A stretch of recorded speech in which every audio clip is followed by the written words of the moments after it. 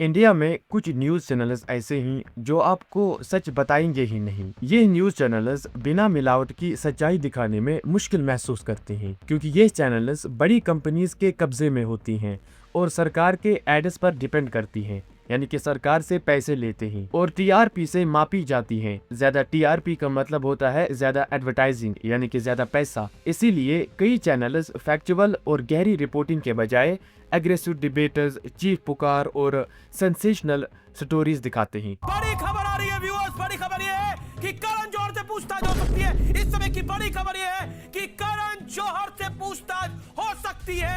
करण जौहर से पूछताछ हो सकती है इस समय की बहुत बड़ी, क्योंकि ये चीजें फौरन वायरल हो जाती हैं और लोग इसी तरह के कंटेंट स्टाइल को देखने में ज्यादा इंटरेस्ट दिखाते हैं। और आप खुद भी जाकर सर्च कर सकते हो, इन चैनल्स के मिलियंस में फॉलोअर्स हैं और इंडिया की खबर रखने के बजाय ये ज्यादा पाकिस्तान की खबर रखते हैं और फिर उनको जाकर मारते हैं। बड़ी खबर, पाकिस्तान घुस गई भारतीय सेना। ये अज्ञात बॉर्डर पर पाकिस्तान के भीतर दाखिल हो गई भारतीय सेना। सीधे इस्लामाबाद पर काउंटर अटैक कर दिया है। ये बहुत बड़ी खबर, इस्लामाबाद पर भारत का काउंटर अटैक। 24 घंटे न्यूज चलाना और फिर अपने चैनल पर सबसे जल्दी खबर देने की वजह से रिपोर्टर्स जल्दी में न्यूज को पब्लिश कर देते हैं। इससे कभी अधूरी या बिना वेरीफाई की हुई खबरें भी सामने आती हैं, जिन्हें लोग सच मानते हैं, क्योंकि लोगों को नहीं पता होता है कि क्या सच है और क्या झूठ है। वो उसी पर यकीन करते हैं जो उनको दिखाया जाता है। मीडिया में वो अहम नहीं होता जो दिखाया जाता है, बल्कि वो भी अहम होता है जो छुपाया जाता है या बिल्कुल भी रिपोर्ट नहीं किया जाता। और इंडिया में इंडिपेंडेंट जर्नलिज्म पर लगातार दबाव बढ़ रहा है। इसी वजह से कई जर्नलिस्ट्स और मीडिया हाउसेस मुश्किलात से बचने के लिए खुद ही उन चीजों को ना दिखाने का रास्ता इख्तियार कर लेते हैं। अब जो जर्नलिस्ट्स एक्चुअल में लोगों के मुद्दे उठाते हैं, उनकी आवाज बनते हैं, उनके साथ क्या होता है? ये बात है सितंबर 2019 की, जब यूपी के एक जर्नलिस्ट ने दिखाया कि कैसे स्कूल में मिड डे मील के नाम पर बच्चों को रोटियां और नमक खिलाया जाता है। मगर उल्टा पुलिस ने क्या किया, उस जर्नलिस्ट पर ही क्रिमिनल कॉन्स्पिरेंसी का चार्ज लगाया और यूपी के सीएम योगी आदित्यनाथ ने कहा कि जर्नलिस्ट के खिलाफ एक्शन लिया जाए। ये नहीं कि स्कूल की हालत को ठीक किया जाए, बल्कि जिसने ये बात छेड़ी उसी को उठाओ। इस प्रेशर को देखकर लगता है कि जर्नलिज्म करने का खतरा सिर्फ चंद अलग अलग इंसिडेंट्स तक महदूद नहीं है, बल्कि ये एक ऐसे निजाम की तरफ इशारा करता है जहाँ पॉलिटिकल प्रेशर मिलकर ये डिसाइड करता है कि मीडिया क्या दिखा सकती है और क्या छुपाना पड़ेगा। Reuters institute for the study of journalism के एक रिसर्च के मुताबिक लोगों को लगता है कि इंडिया के कई न्यूज ऑर्गेनाइजेशंस पॉलिटिकल पार्टीज के साथ मिले हुए हैं,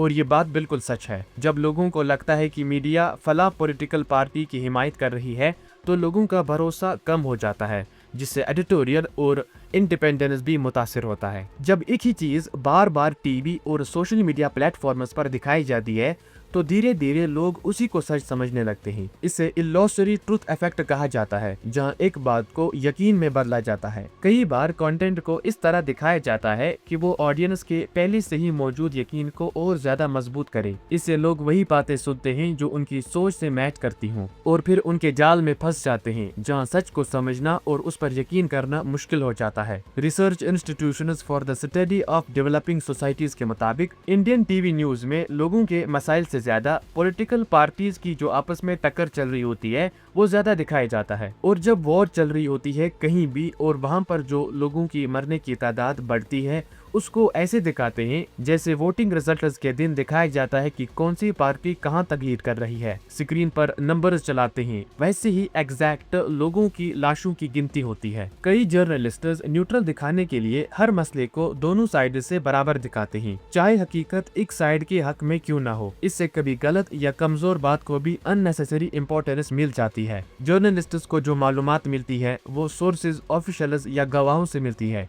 अगर उन लोगों ने गलत बात कही हो या डेटा अधूरा हो या हर शख्स ने वाकया को अलग तरह से देखा हो, फिर वो उसको अपने हिसाब से बयान करे, तो जर्नलिस्ट्स पूरी सच्चाई तक नहीं पहुंच पाते। रिपोर्टर्स के मुताबिक मीडिया की आजादी और जर्नलिस्ट्स की सेफ्टी दोनों पर सवाल उठते हैं। मीडिया ओनरशिप कुछ बड़ी कंपनीज तक महदूद होने की वजह से भी आजाद रिपोर्टिंग कमजोर पड़ती है, और जब मीडिया ओनरशिप बड़ी बिजनेस कंपनीज के हाथ में होती है, तो तो मीडिया पर इकोनॉमिक प्रेशर भी आता है। इससे मीडिया हाउसेस कई बार ऐसी रिपोर्टिंग से बचने की कोशिश करते हैं जो ताकतवर लोगों या बड़े बिजनेस इंटरेस्टों को नुकसान पहुंचा सके। इसका नतीजा हमेशा सेंसरशिप की शक्ल में नहीं होता। आजकल प्रेस फ्रीडम के लिए सबसे बड़ा खतरा सेल्फ सेंसरशिप माना जाता है, यानी मीडिया ओनर्स और एडिटर्स खामोशी से फैसला करते हैं कि किसी स्टोरी को फॉलो नहीं करना, कोई मुश्किल सवाल नहीं पूछना या किसी गहराई तक जाकर सच सामने नहीं लाना, खासकर जब इससे ताकतवर लोगों को शर्मिंदगी हो सकती हो। जो जर्नलिस्ट्स मुश्किल या नापसंद सच्चाई को रिपोर्ट करते हैं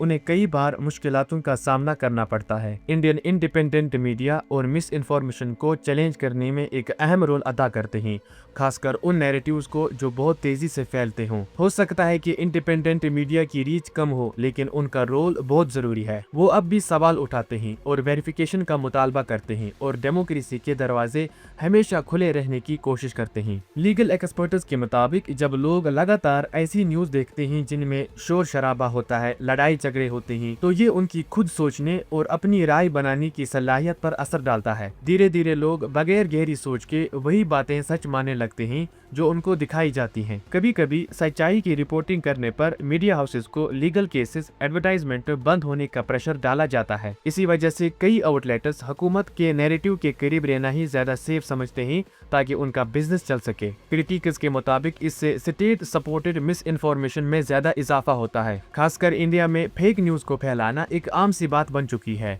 लोग सच को चेक किए बगैर इंफॉर्मेशन को आगे शेयर कर देते हैं, जिससे लोगों में गलतफहमियां पैदा होती है। 2026 वर्ल्ड प्रेस फ्रीडम इंडेक्स में इंडिया 157th पोजीशन पर है आउट ऑफ 180 कंट्रीज। ये बहुत सीरियस कैटेगरी है। इसका मतलब जर्नलिस्ट्स को वायलेंस, थ्रेट्स और सीरियस केसेस का सामना करना पड़ रहा है। कुछ बड़े कॉरपोरेट्स जैसे रिलायंस और अडानी मीडिया को कंट्रोल करते हैं और ये अक्सर गवर्नमेंट के साथ मिले हुए होते हैं। इंडियन न्यूज की हकीकत ये है कि एक तरफ उसकी रीच बहुत ज्यादा है और वो करोड़ों लोगों तक पहुंचता है, लेकिन दूसरी तरफ उस पर कॉरपोरेट और पॉलिटिकल असर भी काफी गहरा है। Reclaiming the space for truth के मुताबिक सिर्फ इंडियन जर्नलिज्म गिरते हुए मयार की बात नहीं करता, बल्कि उन जरूरी हालात की बात करता है जो एक आजाद मीडिया के जिंदा रहने के लिए बहुत ज्यादा जरूरी है। प्रेस फ्रीडम का मतलब ये नहीं होता है कि सेंसरशिप ना हो।